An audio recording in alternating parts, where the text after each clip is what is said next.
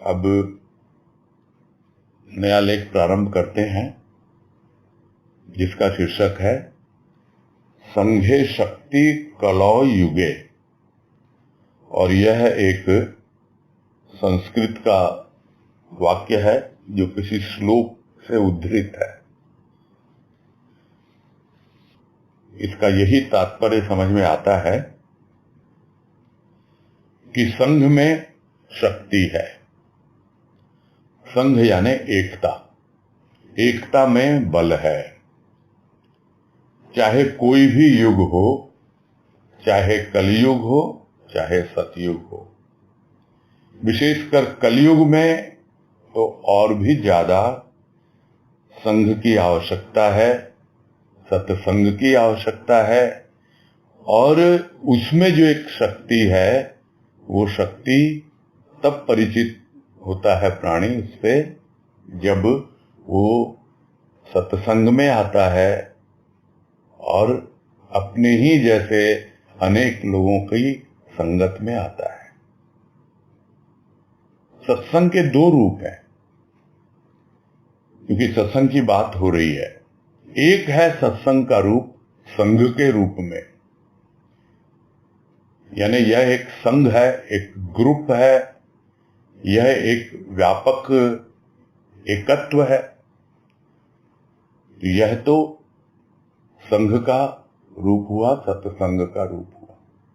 और एक सत्संग होता है जो अपने आप का होता है, एकांत में होता है, जहां कोई और नहीं, बस मैं हूं और मेरा प्रभु है।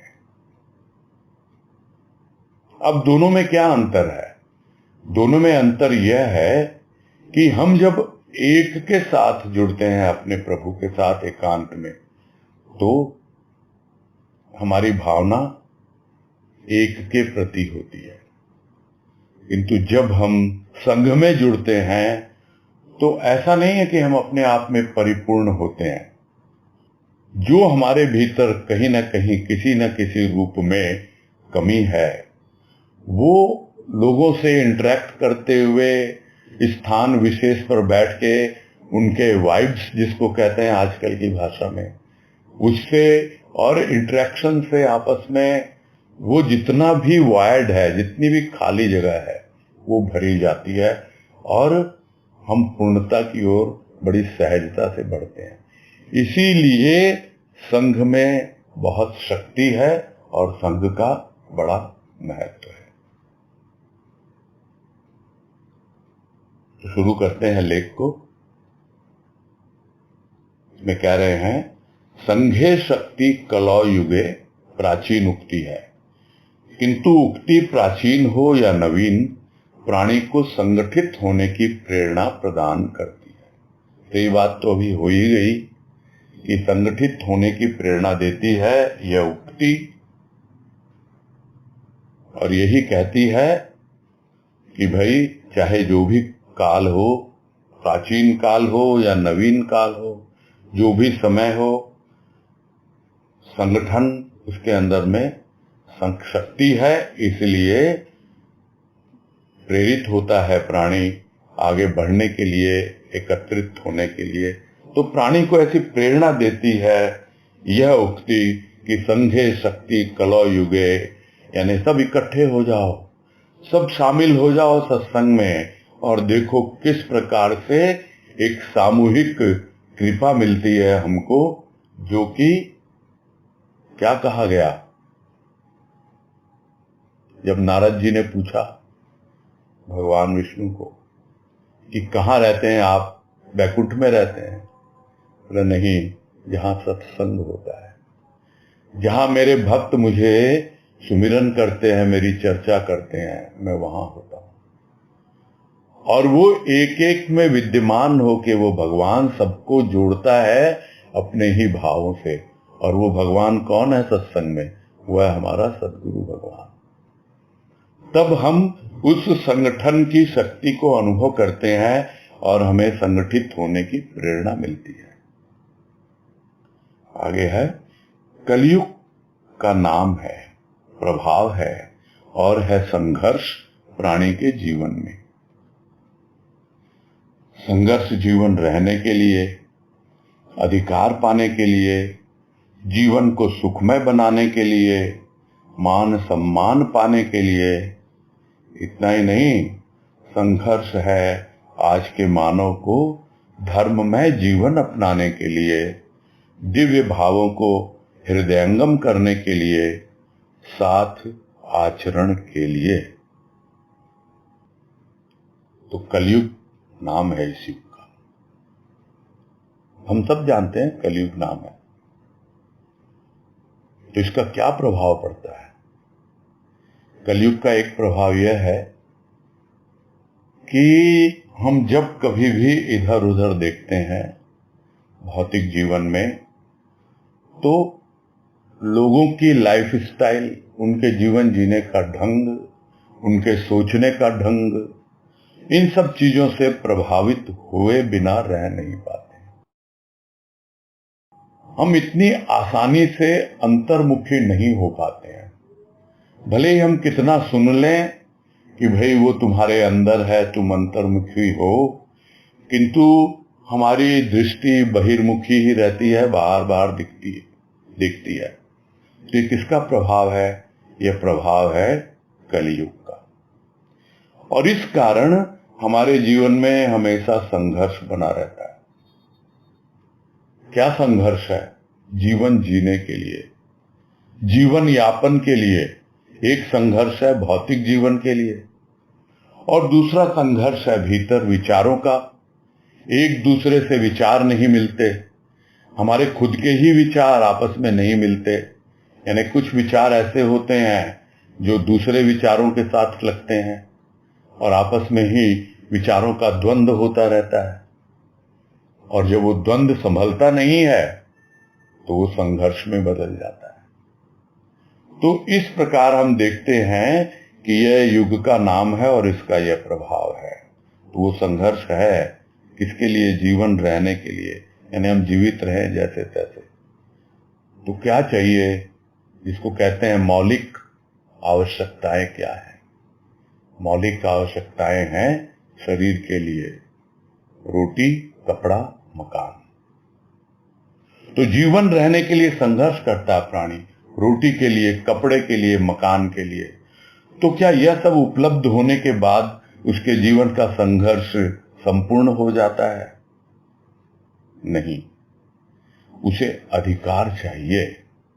दूसरों पर शासन करना चाहता है कि मैंने तो अपनी समस्याएं हल कर ली, देखो मेरे पास इतना पैसा है, मेरे पास इतना जमीन जायदाद है, मेरे पास इतना कुछ दान पुण्य करने के लिए धन है। वो दूसरों के ऊपर अधिकार करना चाहता है, अधिकार पाने के लिए कि मेरा अपने ऊपर तो अधिकार हो ही, दूसरों पर भी अधिकार हो। तो जीवन को सुखमय बनाने के लिए भी संघर्ष होता है, और सुखी हो हम, और फिर यही समझा रहे मान सम्मान पाने के लिए भी होता है। और इतना ही नहीं, जब कभी भी कोई मानव धर्म में जीवन अपनाने के लिए भी आगे बढ़ता है तो भी उसको बहुत संघर्ष करना पड़ता है। घर परिवार वालों को बहुत मैनेज करना पड़ता है, इतनी आसानी से किसी को समझ में नहीं आता है। तो आज के मानव को धर्ममय जीवन अपनाने के लिए भी संघर्ष करना पड़ता है।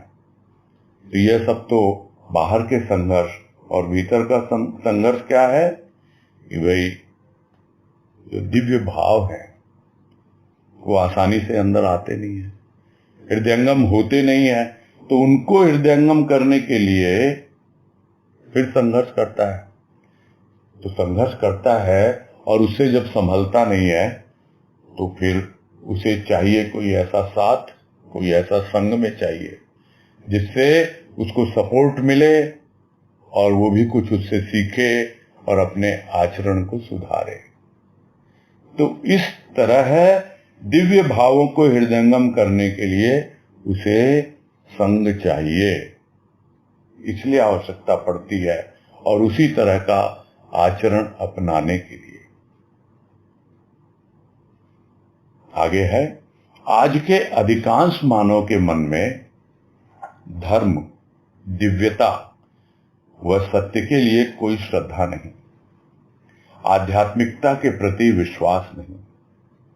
अध्यात्म व धर्म पर टिकी हुई भौतिकता भी प्राणी को सुव्यवस्थित जीवन जीने की शक्ति प्रदान करती है और देती है वह मनोबल जिसके बल के फलस्वरूप वह किसी भी परिस्थिति में अपने भाव से विचलित नहीं होता। अध्यात्म से विलग कोरी भौतिकता भ्रमित कर रही है प्राणी को, अतः प्राणी सुख पाकर भी कपट और झूठ का आश्रय ले भयभीत है अपने पद से च्युत होने के भय से। स्वामी विवेकानंद का कथन है कि आध्यात्मिकता के अभाव में प्राणी के जीवन में केवल विलास एवं विषयासक्ति स्थान ले लेती है और तब जीवन में प्रवंचना और प्रतिद्वंद को ही स्थान मिलता है। वहां मानव की तो बलि हो जाती है, मानवता की तो बलि हो जाती है। तो ज्यादातर हम देखते हैं अधिकांश मानव क्या है भीतर की अवस्था, उसके भीतर दिव्यता और सत्य के लिए कोई स्थान नहीं है, सोचता नहीं है उसके बारे में। धर्म के बारे में क्या समझता है? ज्यादा से ज्यादा ऊपरी कर्म कांड, इससे ज्यादा कुछ समझता ही नहीं धर्म के बारे में। और फिर धर्म के आधार पर कोई दिव्यता भी होती है, कुछ दैवी भाव भी भीतर आ सकते हैं, कुछ ऐसे गुण अपनाए जा सकते हैं जो उसे सत्य की ओर ले जाएं, जिसे साधारण भाषा में हम सतोगुण कहते हैं। तो सतोगुणों को अपना कर सत्य के लिए आगे बढ़ा जाए, इन सब के प्रति उसके कोई श्रद्धा है ही नहीं, सोचता ही नहीं है। और यह जो धर्म है उसको इतना सीमित कर दिया है कि इसके भीतर कोई आध्यात्मिकता भी छिपी हुई है, उसके बारे में सोचता ही नहीं है। कि जिस किसी ने भी जो भी धर्म चलाया है, जिसे गुरुदेव कहते हैं मानवकृत धर्म, तो जो मानवकृत धर्म भी अगर है तो उसके पीछे जो मानवता है, जिस मानवता के आधार पर उसको आगे बढ़ाया गया और उस मानवता में जो आध्यात्मिकता छिपी हुई है, उसके जो बेस में जो सत्य है, जिसके आधार पर जिस किसी ने भी उस धर्म को चलाया हो, उसका प्रणेता हो, जैसे क्रिश्चियन धर्म का जीसस हैं, मुस्लिम धर्म का मोहम्मद साहब हैं, जैन धर्म के महावीर जी, बौद्ध धर्म के भगवान बुद्ध, ये हमको पता है, ये सब मानव हैं और ये धर्म मानवकृत हैं, किंतु इनकी बेस में, इनके आधार में सत्य ही है, किंतु लोग उस पर ध्यान नहीं देते हैं। और उसमें जो स्पिरिचुअलिटी है, जो आध्यात्मिकता है, उसके प्रति तो जरा भी विश्वास नहीं है। बस ऊपरी कर्म कांड, कोई जिस धर्म को मानता है वो अपना कर लेता है। एक एक धर्म का गिनाने की आवश्यकता नहीं है। कहीं कोई उसको रमजान का महीना बोलता है, रोजा रखता है, कहीं कोई उसको पर्युषण का पर्व बोलता है, कहीं कोई व्रत उपवास बोलता है, कहीं कोई कुछ बोलता है, कहीं कोई उसको नवरात्रे बोलता है। सब अपने अपने ढंग से बस इन्हीं में उलझे हुए हैं। आध्यात्मिकता के प्रति जरा भी न तो कोई सोच है और न ही उसके प्रति कोई विश्वास है। यह अधिकांश मानव की यही अवस्था है। उन्हें समझ में नहीं आता कि अध्यात्म और धर्म पर टिकी हुई जो भौतिकता है, यानी जो भौतिक जीवन वो जी रहा है, यदि उसका बेस, उसका आधार अध्यात्म हो और वो धर्म जो सत्य पर है, यानी सत्य धर्म, उस पर अगर टिका हुआ हो और वो भौतिक जीवन एक प्राणी को एक सुव्यवस्थित, यानी इतना प्रॉपरली प्लान्ड एंड मैनेजेबल व्यवस्था, यानी मैनेज, सुव्यवस्थित, बहुत अच्छी तरह से आप अपने भौतिक जीवन को प्लान कर सकते हैं और मैनेज कर सकते हैं और उस जीवन को आगे बढ़ा सकते हैं। जब वो अध्यात्म पर टिका हो तो एक ऐसी शक्ति भीतर से मिलती है और एक ऐसा मनोबल मिलता है जिसके फलस्वरूप वो किसी भी स्थिति परिस्थिति में जो भौतिक जीवन में आती जाती रहती हैं, वो अपने उस सत्य भाव से, उस दिव्यता से विचलित नहीं होता है। इस बात को कोई समझ नहीं पाता, इसके प्रति उसका कोई विश्वास है ही नहीं। और जो समझ लेता है वो आगे बढ़ता है उसी दिशा में, और नहीं तो वो कौन सा जीवन जी रहा है? अध्यात्म से विलग होकर, यानी उससे अलग, टूटा हुआ, बाहर निकला हुआ, बिल्कुल अलग ही दिशा में वो जो जीवन जी रहा है वो कोरी भौतिकता पर जी रहा है, यानी प्योर फिजिकल फॉर्म, इसके अलावा कुछ नहीं है। और इसीलिए वो हमेशा कंफ्यूज रहता है, भ्रमित रहता है और समझ ही नहीं पाता कि मैं कैसा जीवन जी रहा हूं। करना चाहता है कुछ, हो जाता है कुछ, और फिर कुछ हो जाता है तो फिर मैनेज नहीं कर पाता स्थिति परिस्थिति को। मतलब पूरा का पूरा उसका जीवन एक अनकंट्रोलेबल फैशन में बिल्कुल व्यतीत होता रहता है। तो कारण क्या है कि अध्यात्म से बिल्कुल टूटा हुआ उसका संपर्क, उससे विलग है वो, और वो कोरी भौतिकता में ही अपना जीवन जी रहा है और भ्रमित हो रहा है। तो उसको क्या मिलता है फिर? सुख भी मिल गया, सुख की वस्तुएं मिल गई, सुख के उपादान मिल गए, खूब आराम से रह रहा है, शरीर को सुख मिल रहा है, किंतु भीतर क्या है? भीतर तो कपट और झूठ, उसी का आश्रय ले लिया। और स्वाभाविक है, गलत काम किया है, कपट किया है, झूठ में है कुछ, दिखाया कुछ, इनकम कुछ, शो ऑफ कुछ करी, सेल कुछ है, शो कुछ और कर रहा है। तो इस तरह जितने भी हैं वो कपट और झूठ के कारण उसको लगता है कि मालूम नहीं कब रेड हो जाए, कब क्या बात हो जाए, भयभीत रहता है वो। और जो भी उसकी प्रेस्टीज है, जहां कहीं वो पहुंचा है, जो भी पद पे पहुंचा है, उसको वहां से गिर जाने का, बदनामी होने का भय हमेशा भीतर ही भीतर सताता रहता है। ये अवस्था है आज के प्राणी की, और इसमें कोई दो राय नहीं है, और ये बिल्कुल सत्य है, आई ओपनर है सभी के लिए, आंखें खोलने के लिए है। और इसी बात को और पुष्ट करने के लिए स्वामी विवेकानंद का कथन बता रहे हैं कि क्या है वो, जब जीवन में आध्यात्मिकता नहीं है, किसी के आध्यात्मिकता का अभाव है, तो उस प्राणी के जीवन में केवल विलासिता रहेगी, यानी बस खाओ पियो मौज करो, विलासी जीवन जियो, यानी कुछ है ही नहीं होश। इसके अलावा विषयाशक्ति, यहां शक्ति लिखा हुआ, ये शक्ति नहीं होगा, शक्ति है, आसक्त जिसको बोलते हैं, विषयों में आसक्त, तो यह विषयाशक्ति स्थान ले लेती है, यानी विषयों में आसक्त रहता है।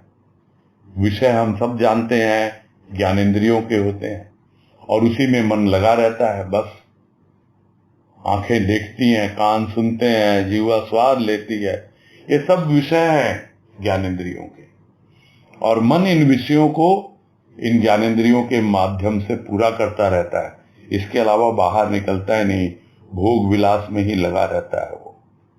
तो ऐसे में क्या है जीवन में? प्रवंचना, यानी धोखाधड़ी, प्रतिद्वंदिता, यानी कंपटीशन। और ये कंपटीशन क्या है? उसने ऐसा किया, मैं भी ऐसा करूं। तो ये कंपटीशन है या कि एक चूहा दौड़ है, रैट रेस है, पता नहीं। और नहीं तो फिर ईर्ष्या है, वो कितना आगे बढ़ गया, मैं पीछे रह गया, ईर्ष्या होने लगती है।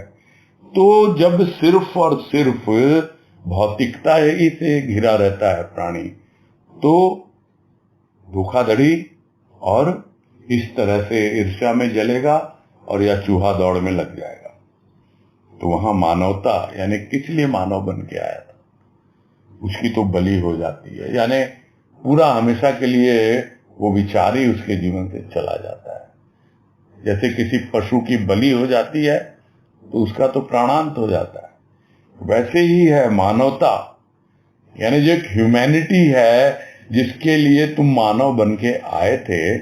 इसलिए जो पिछले इसी में अभी अभी बात हुई कि दिव्य भाव को ग्रहण कर सके, क्षुद्रता से दिव्यात्मा की ओर आगे बढ़े, इसलिए आया था। तो वो मानवता की तो बलि चढ़ गई है ही नहीं, क्योंकि आध्यात्मिकता को कोई स्थान है ही नहीं उसके जीवन में। ये विवेकानंद जी ने कहा है, स्वामी विवेकानंद ने। आगे है, मनुष्य मनुष्य है जब वह मानवीय गुणों से विभूषित हो। मानवीय गुणों से विभूषित होना मानव के लिए उसी प्रकार कठिन हो गया है जिस प्रकार आभूषण से सज्जित होना नारी के लिए। अतः आज के युग में धर्म में आध्यात्मिक नैतिक जीवन जीने के लिए भी संघर्ष है। तो मानवता को समझा रहे हैं कि मानवीय गुण से जब तक विभूषित नहीं होगा मनुष्य, तब तक कहने को वो मनुष्य है, लेकिन वास्तव में वो मनुष्य नहीं है। मनुष्य मनुष्य तभी कहलाता है जब उसके भीतर में मानवीय गुण हो।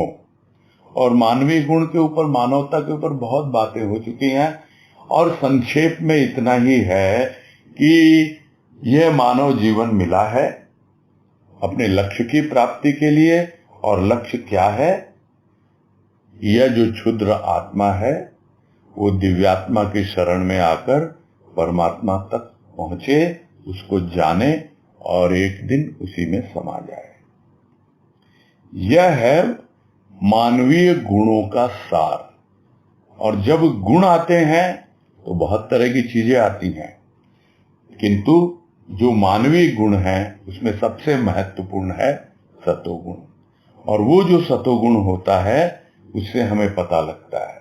अब यदि हम सत्संग की बात करें और सत्संग का आधार लें, क्योंकि इसका हेडिंग ही यही है, संघ की बात हो रही है, तो यहाँ पे क्या गुण है हमारी सत्संग में? मेन बेस क्या है? वो है प्रेम और भाव। और इसके आधार पर हमें भक्ति करनी है, और इसी के आधार पर हमें ज्ञान की ओर आगे बढ़ना है।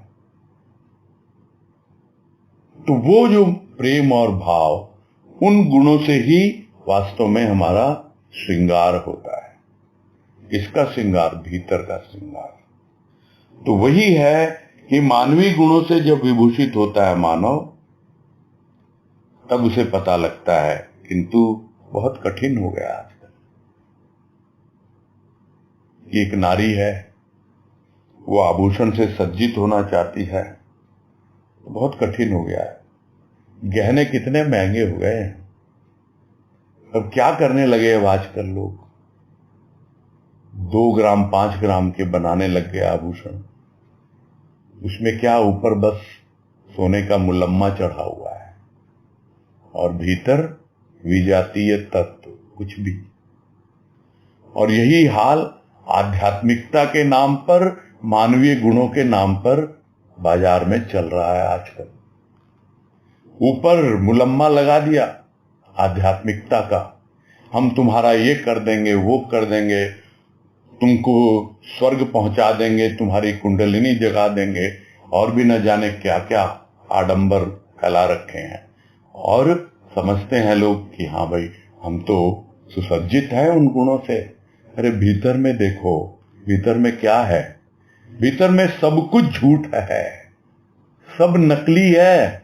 ये ऊपर खाली सोने का मुलम्मा लगा करके दिखाया हुआ। क्यों? क्योंकि बड़ा कठिन हो गया है एक नारी के लिए इन आभूषणों से सुसज्जित होना। वैसे ही मानवीय गुणों से सुसज्जित होना बहुत कठिन हो गया है। पूरी जिंदगी खप जाती है। किसको धोखा देता है प्राणी? अपने आप को ही धोखा देता है कि मैं गुणों से सजा हुआ हूं, मानवीय गुण बहुत है मुझ में, लोगों को दिखाता है और उसके नाम पर अपना नाम कमाता है। किंतु यह क्या है, कौन समझ पाएगा उसको? बहुत कठिन है, यही कह रहे हैं। तो इसीलिए आज के युग में धर्म में, यानी एक जीवन ऐसा हो जो पूरी तरह धर्ममय हो, आध्यात्मिक हो, पूरी तरह आध्यात्मिक हो और नैतिकता से जिए, यानी जो भी मोरल वैल्यूज हैं उसका पालन करते हुए जिए। उसके लिए भी बहुत संघर्ष है। कोई उधर खींचता है, कोई उधर खींचता है। भाई पहले तो सिर्फ भौतिकता का ही प्रलोभन था, अब थोड़ा बहुत धर्म के नाम पे आगे बढ़े तो यहां भी इतना संघर्ष। कोई किधर खींच रहा है, कोई किधर खींच रहा है, कोई और प्रलोभन दे रहा है, कोई और प्रलोभन दे रहा है कि तुम्हारा ये कर देंगे, तुम्हारा वो कर देंगे, इतने पैसे जमा कर दो, इतना ये कर दो, और बस सब अपनी तिजोरी भरने में लगे हुए। तो ये अवस्था है। करे तो क्या करे प्राणी? बहुत संघर्ष है, अभी भी समझ नहीं पाता, इतना भ्रमित हो जाता है, इतना कंफ्यूज हो जाता है। आगे है, सदगुरु का कथन है कि संघर्षमय जीवन यदि संघमय होता या संग ही होता सत्पुरुषों का तो जीवन कुछ और ही होता। इस कथन के अनुसार यदि प्राणी को अपने जीवन दर्शन के अनुरूप संगठन मिल जाए, समुदाय मिल जाए, तो सहज हो जाता है जीवन अपने ढंग से व्यतीत करना और समाप्त हो आता है संघर्ष। यानी इस संघर्ष से बचने का तरीका बताया गया है इस पैराग्राफ में। तो सदगुरु क्या कहते हैं, और यह वाणी है गुरुदेव की, कि जो तुम्हारा जीवन है संघर्ष में, वो यदि संघमय होता, क्योंकि बहुत बार ऐसा भी होता है कि एक बार तो संघ में आ जाता है प्राणी और संग भी करता है सत्पुरुषों का, किंतु फिर वो छिटक के अलग चला जाता है और भ्रम में ही जीता रहता है और फिर से संघर्ष आ जाता है उसके जीवन में। तो जीवन संघर्ष में है, किंतु यदि संघ आ जाए, संघ में जीवन हो जाए और संग मिल जाए सत्पुरुषों का, महापुरुषों का, संतों का, तो फिर तो जीवन कुछ और ही होता है, बदल जाता है जीवन। और फिर भी यदि जीवन नहीं बदला तो वही पहले वाली बात समझना होगा, अभी हमने संग का लाभ नहीं उठाया। और संग का लाभ नहीं उठाया, या यूं कहें कि संग में रह करके भी हमारे भीतर का कपट, हमारे भीतर का पाखंड खत्म नहीं हुआ। तो यदि इस कथन के अनुसार हम जीवन जिएंगे कि हाँ भाई संग है महापुरुषों का, तो फिर क्या बाकी रह गया? मन में यही भाव आया था कई साल पहले कि यदि तुम्हारे संग है संत, संत क्या है? आनंद की प्रतिमूर्ति है।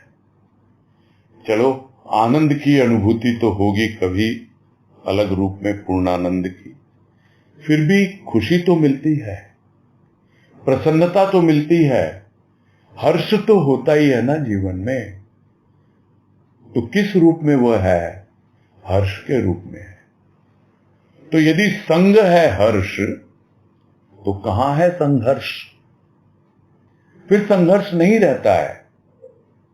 संघर्ष में जीवन तभी तक है जब तक हर्ष का संग नहीं, यानी संत का संग नहीं। तो इसके अनुसार प्राणी अपने जीवन के दर्शन को, यानी अपनी फिलॉसफी को देखे और उसी के अनुसार यदि उसको कोई संगठन ऐसा मिल जाए और ऐसा कोई समुदाय भी मिल जाए, तो फिर बड़े आसानी से अपने जीवन को वो व्यतीत कर सकता है और जीवन के ढंग को बदल सकता है और अपना जो उसका पुराना रंग है, जो बदरंग हो चुका है, अपने आप ही दूर हो जाता है और एक नया रंग चढ़ता है उसके अंतःकरण पर और धीरे धीरे उसके जीवन से संघर्ष समाप्त होने लगता है। ये पहचान है कि हमने संग किया है सद्गुरु का, हमने संग किया है सत्संग का, तो हमारे जीवन में क्या परिवर्तन आता है, यही इस पैराग्राफ में बताया गया है कि भाई देखो और समझो कि इस कथन के अनुसार प्राणी यदि अपना जीवन व्यतीत करना चाहे और इस फिलॉसफी के साथ चले और सही उसको संगठन मिल गया इसी वाणी के अनुरूप और ऐसा ही संगठन मिल गया, तब जीवन जीने का ढंग सीख जाता है और अपने आप ही उसके जीवन से संघर्ष समाप्त हो जाता है। इसके साथ ही पूरा करते हैं आज।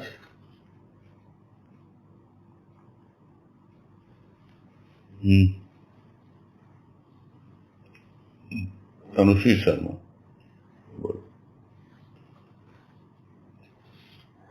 प्रणाम भैया। हाँ नमस्कार, बोलो। ये बात आती है कि धुरी हमारी धर्म की होनी चाहिए, जो भी कर्म हम करें या अर्थ हम उपार्जित करें, तो इसका मतलब क्या ये होता है कि हम मतलब जो भी कुछ कर रहे हैं वो हमारा अल्टीमेट एम तो सत्य को पाना है या परमात्मा को पाना है, इसीलिए हम सारे कर्म कर रहे हैं इसीलिए, और इसीलिए हम अर्थ उपार्जन भी कर रहे हैं। इसके अलावा हमारा कोई मोटिव नहीं होना चाहिए, क्या इसका ये मतलब है? हाँ यही है मतलब कि हमको जीवन मिला है उस सत्य को उपलब्ध करने के लिए जो पहले से है हमारे भीतर, किंतु अभी हम उससे परिचित नहीं हैं। और जब हमें ऐसा संग मिलेगा, सत्संग मिलेगा, तो हम अपने धर्म को समझेंगे और जो भी कर्म हम करेंगे वो उसी से प्रेरित होगा, सत्य पर आधारित होगा। यही है इसका मतलब।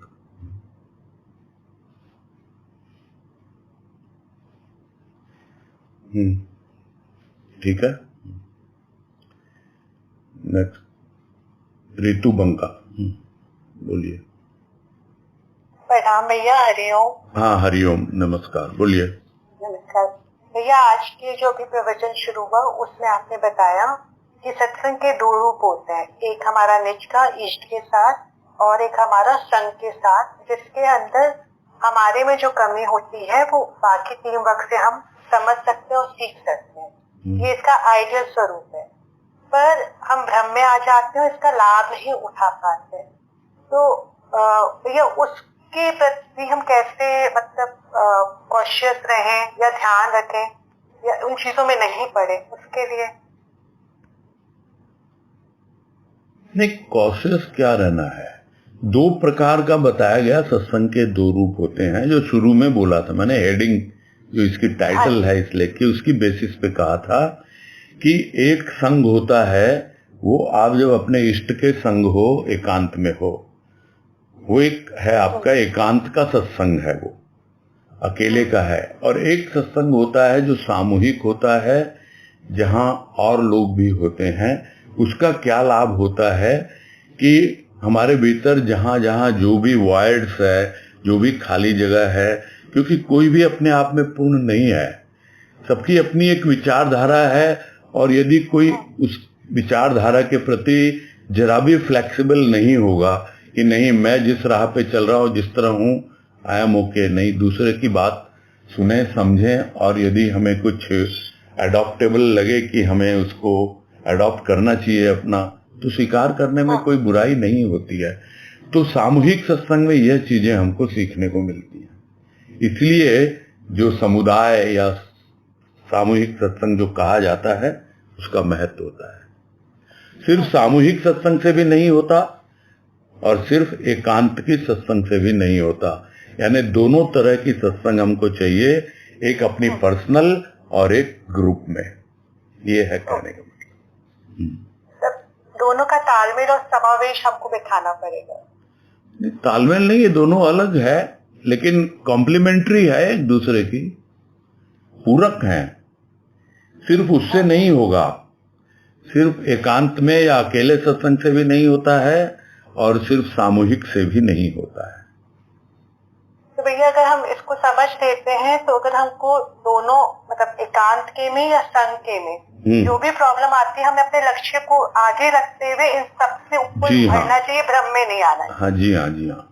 हमारा उद्देश्य तो अपने लक्ष्य तक पहुंचना है। कुछ अपने भीतर से मिलेगा जो हम अपने इष्ट के साथ इंटरेक्ट करते हैं, और कुछ हमको दूसरों के साथ इंटरेक्शन से मिलेगा जो संग में होता है। बस यही है सार, है ना। हमारा उद्देश्य लक्ष्य तक पहुंचना है। भैया ये बात बहुत अच्छी लगी और बहुत समझ में आई, क्लियर हुआ भैया ये। ठीक, धन्यवाद भैया। हाँ, थैंक यू।